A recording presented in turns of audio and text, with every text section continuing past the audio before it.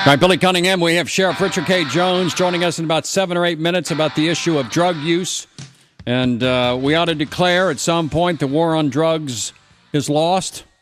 It's not successful. We have spent not just billions, but trillions of dollars in the war on drugs, and it has not worked in any sense of the world. Whether it's marijuana or alcohol or prescriptive drugs or heroin, cocaine, or methamphetamine, whatever it is, we have lost the war on drugs. It needs to be considered to be a medical issue unless you're a drug dealer.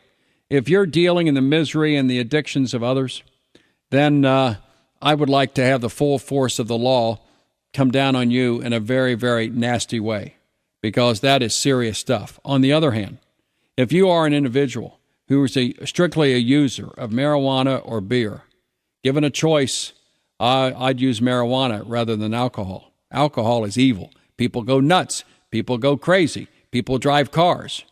Marijuana use is flaccid and placid and makes you chill out. It makes you be cool. It calms you down a little bit, just the opposite of alcohol.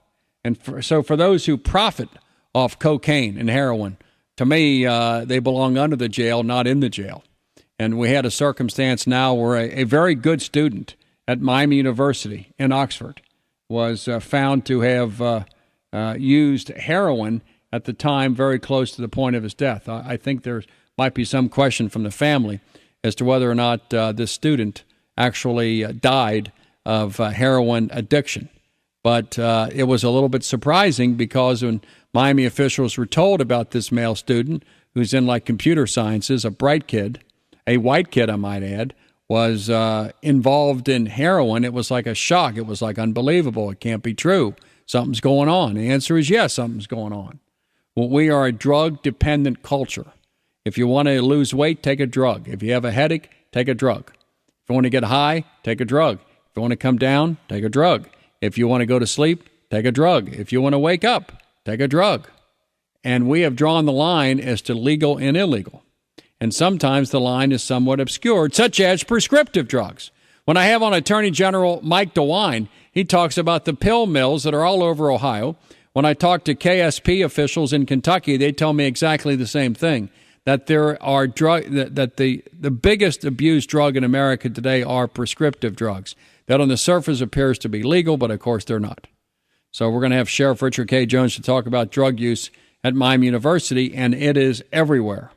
And I just don't think it makes a lot of sense to continue to fight the war on drugs, which is a war we cannot win. And it's not a true war anyway.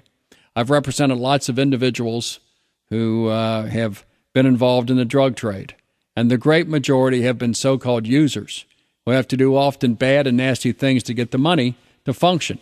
But there's more and more functioning heroin addicts and cocaine heads, more and more functioning ones who function quite well in society, but let's face it, they're on cocaine and heroin getting that stuff and giving lots of money to rather dirty people making lots of profits. And it's happening on college campuses, but I think the officials who tend to be in their 40s, 50s, and 60s don't know what the heck's going on with teenagers and with 20-somethings because they're living a lifestyle that the officials at the university have no clue about what's going on.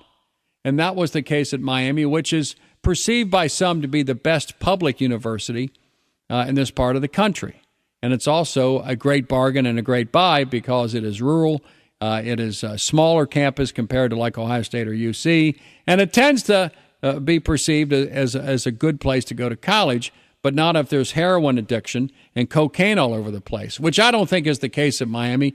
But this one male student was found to have died of heroin use of one type or another at the age of 21. So we're going to take a short break. When we continue, we're going to have with me Sheriff Richard K. Jones talking about that and so much more, plus his speculation about Ted Strickland, a good friend of